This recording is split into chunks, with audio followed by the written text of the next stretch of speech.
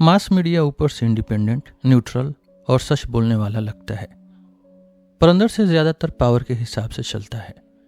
यानी सरकार, बड़े बिजनेस और पावरफुल लोग जो चाहें, मीडिया का सिलेक्शन और फ्रेमिंग अक्सर उधर झुक जाती है। मीडिया खुद को डेमोक्रेसी का पिलर कहता है, पर असली सवाल यह है कि कौन डिसाइड करता है क्या न्यूज़ बनेगी, कौन सी बात को बार बार दिखाया जाएगा, कौन सी बात छुप जाएगी और किस एंगल से लोग सोचेंगे।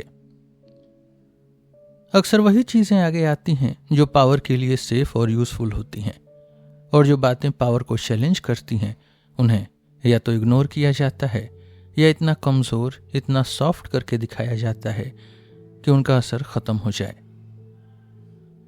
इस सिस्टम को समझने के लिए प्रोपेगेंडा मॉडल का आइडिया दिया गया है।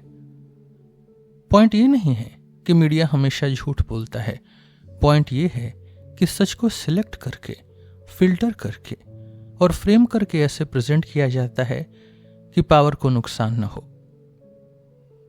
मीडिया सिर्फ इंफॉर्मेशन नहीं देता, वो पब्लिक के दिमाग में एक सर्टेन तस्वीर बना देता है ताकि पब्लिक एक फिक्स्ड डायरेक्शन में सोचे। और जब कोई इस पूरे सिस्टम पर क्रिटिसिज्म करता है, इसकी आलोचना करता है, तो उसको कॉन्स्पिरेसी थियरी कहकर साइड में कर दिया जाता है। लेकिन यह सीक्रेट प्लानिंग का गेम नहीं है, यह मार्केट और सिस्टम प्रेशर का नेचुरल रिजल्ट है। मीडिया में जो लोग आते हैं वो पहले से सिस्टम के हिसाब से सिलेक्ट होते हैं।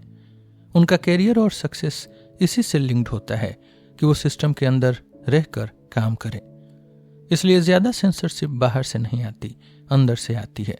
रिपोर्टर, एडिटर खुद ही समझ जाते हैं कि क्या लिखना सेफ है और क्या डेंजरस है। मीडिया को शेप करने वाले पावरफुल एक्टर्स भी होते हैं, जैसे सरकार, बड़े corporates, media owners, top executives. ये लोग कम होते हैं, पावरफुल होते हैं, कभी कभी मिलकर भी एक्ट कर लेते हैं, और ज्यादातर केसेस में बिना प्लानिंग के भी आउटपुट एक डायरेक्शन में आता है, क्योंकि सब पर सेम इंसेंटिव्स, सेम प्रेशर और सेम वर्ल्ड व्यू होता है। मीडिया हर चीज पर बिल्कुल सेम नहीं होता। जब एलिट्स आपस में डिसएग्री करते हैं तो थोड़ी डिबेट दिखती है, बट ये डिबेट यूजुअली टैक्टिक्स पर होती है, सिस्टम के बेस पर नहीं। जो व्यूज पावर स्ट्रक्चर को ही चैलेंज करते हैं वो मेन स्ट्रीम से बाहर रखे जाते हैं। जब किसी जगह वायलेंस, अटैक, वॉर टाइप की चीजें होती हैं तो मीडिया अक्सर ये डिस्कस करता है कि पॉलिसी इफेक्टिव है या नहीं है। पर ग्राउंड रियलिटी, असली वायलेंस का सोर्स, डेमोक्रेसी का रियल लेवल या पूरा कॉन्टेक्स्ट, ये सब ज्यादा पुश नहीं होता। ऑफिशियल क्लेम्स को बिना कॉन्टेक्स्ट के सच मान लिया जाता है, और जो फैक्ट्स ऑफिशियल स्टोरी के खिलाफ जाते हैं वो इग्नोर या दब जाते हैं। इससे पब्लिक को पूरी तस्वीर मिलती ही नहीं। मीडिया एक साइड की वायलेंस को छुपा सकता है और दूसरी साइड को बहुत नेगेटिव बना सकता है, और जो साइड पावर के साथ अलाइंड होती है उसको पॉजिटिव लाइट में दिखाया जाता है, इवन अगर रिकॉर्ड खराब हो तब भी। इससे पब्लिक परसेप्शन डिस्टॉर्ट होता है और पॉलिसी गोल्स को जस्टिफाई करना आसान हो जाता है। यही प्रोपेगेंडा का कोर काम है। कभी कभी मीडिया में ऐसे फैक्ट्स आ भी जाते हैं जो ऑफिशियल लाइन को कमजोर करते हैं, पर वो इतने छोटे, साइड में और बिना कॉन्टेक्स्ट के होते हैं कि आम आदमी को उनका मतलब समझना ही नहीं आता। इसलिए टेक्निकली प्रेजेंट होने के बाद भी वो फैक्ट प्रैक्टिकली सप्रेस जैसे ही बन जाते हैं। इसीलिए जब क्रिटिक्स कहते हैं कि मीडिया बायस्ड है तो रिप्लाई आता है, देखो ये तो छपा है। पर असली सवाल प्रिंटिंग का नहीं है, असली सवाल इंपॉर्टेंस का है। कितनी बार रिपीट हुआ, किस टोन में आया, किस कॉन्टेक्स्ट के साथ आया, और आम रीडर को असली मीनिंग समझ आया या नहीं आया। तो बात यह है कि मीडिया का पैटर्न कि किसी पर आउटरीच, किसी पर साइलेंस, किसी को हीरो बनाना, किसी को विलन बनाना पावर के लिए यूजफुल होता है। एनिमी साइड के विक्टिम्स को हाईलाइट करके पब्लिक को एनिमी के खिलाफ खड़ा किया जाता है। इंटरवेंशन, वॉर को जस्टिफाई किया जाता है और अपने साइड को ह्यूमेन और अच्छा दिखाया जाता है।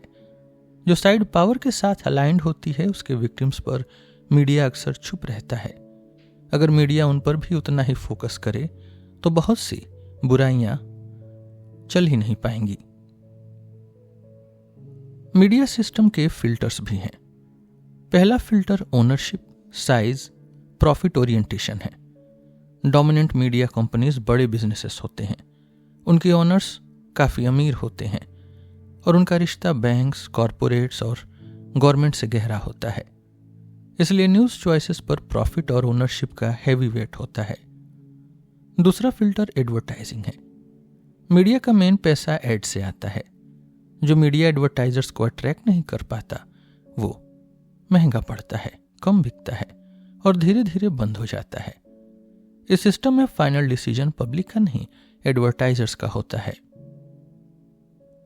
एडवर्टाइजर्स रिच ऑडियंस चाहते हैं, इसलिए मीडिया भी बाइंग पावर वाली ऑडियंस को टारगेट करता है और वर्किंग क्लास या रेडिकल मीडिया डिसएडवांटेज में चला जाता है। टीवी में एडवर्टाइजर्स डायरेक्ट पावर में होते हैं क्योंकि प्रोग्राम्स के पैसे वही दे देते हैं। एड्स कम हुए तो प्रोग्राम बदल दिया जाता है या हटा दिया जाता है।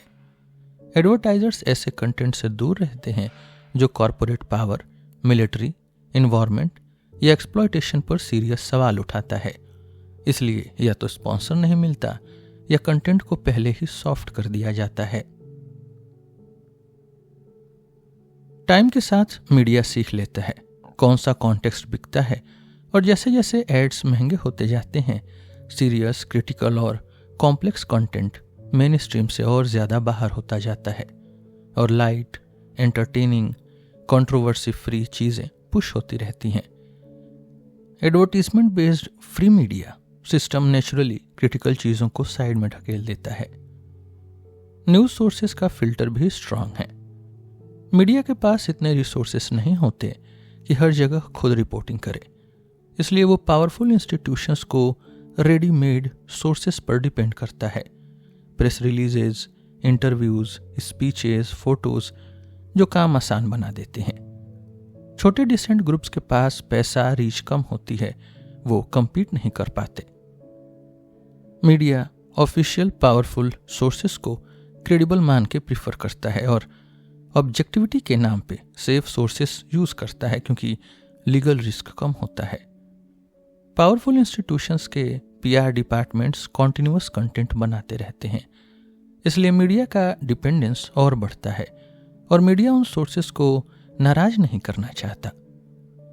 कभी कभी पावरफुल लोग डायरेक्ट प्रेशर डालते हैं कि क्रिटिक्स को शोज में न बुलाया जाए और मीडिया डिपेंडेंस की वजह से मान लेता है।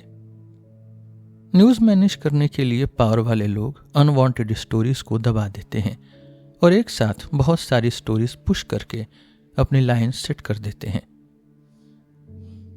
जिन्हें हम एक्सपर्ट्स कहते हैं वो भी वही आगे आते हैं जो ऑफिशियल लाइन को सपोर्ट करें और जो सिस्टम के फेवर में बोलने लगता है उसको मीडिया एक्सपर्ट बना देता है। एक और फिल्टर फ्लैग है, यानी complaints, law suits, boycott, pressure. जब फ्लैग पावरफुल लोगों से आता है तो मीडिया पर हैवी प्रेशर पड़ता है। कुछ ऑर्गेनाइजेशंस का रोल ही मीडिया को डिसिप्लिन में रखना होता है और मीडिया उनको इंपॉर्टेंस और स्पेस देता है। एक और powerful filter enemy ideology type framing है। पब्लिक को एनिमी का डर दिखाया जाता है और जो भी पावर को चैलेंज करे उस पर एनिमी यानी दुश्मन लेवल चिपका सकता है। इस फ्रेम में जो एंटी एनिमी दिख रहा हो वो ऑटोमेटिकली सही माना जाता है। मेथड्स गलत भी हों तो भी और एविडेंस की डिमांड भी कमजोर हो जाती है। ये सारे फिल्टर्स मिलकर डिसाइड करते हैं कि कौन सी न्यूज बड़ी बनेगी, कौन सी दबेगी, कौन विक्टिम वर्दी दिखाया जाएगा, कौन अनवर्दी। जो स्टोरी एस्टेब्लिशमेंट या पावर के लिए यूजफुल होती हैं उसको एग्रेसिवली पुश किया जाता है। डिटेल्स, इमोशन, आउटरेज, जस्टिस की डिमांड, सब कुछ। और जो यूजफुल नहीं होती उसको इग्नोर, हल्का, न्यूट्रल या कंफ्यूज करके दिखाया जाता है। नाम, फेस, स्टोरी ये तक नहीं मिलती। ट्रायल्स पर इंटरेस्ट नहीं होता और हायर लेवल रिस्पॉन्सिबिलिटी का सवाल भी अवॉइड होता है। तो मीडिया एक पावरफुल आइडियोलॉजिकल सिस्टम बन जाता है जो पब्लिक को मैनेज करता है। Market pressure, self censorship, internalised beliefs, selective outreach, selective silence और लिमिटेड सेफ डिबेट के थ्रू। थोड़ी बहुत डिबेट अलाउ होती है, पर सिर्फ उतनी जो सिस्टम के लिए सेफ हो। इसलिए जब तक लोग खुद ऑर्गेनाइज होके ग्रास रूट लेवल पर अवेयरनेस और प्रेशर नहीं बनाएंगे, तब तक मीडिया का डिफॉल्ट मोड पावर के इंटरेस्ट को सर्व करना ही रहेगा और पब्लिक को पूरी सच्चाई, पूरा कॉन्टेक्स्ट और रियल पिक्चर मिलना मुश्किल रहेगा। आज के लिए बस इतना ही। हम फिर मिलेंगे आपसे एक नए एपिसोड में एक नए टॉपिक के साथ। मेरा नाम है रोहित और आप सुन रहे थे सिलेबस विथ रोहित। धन्यवाद।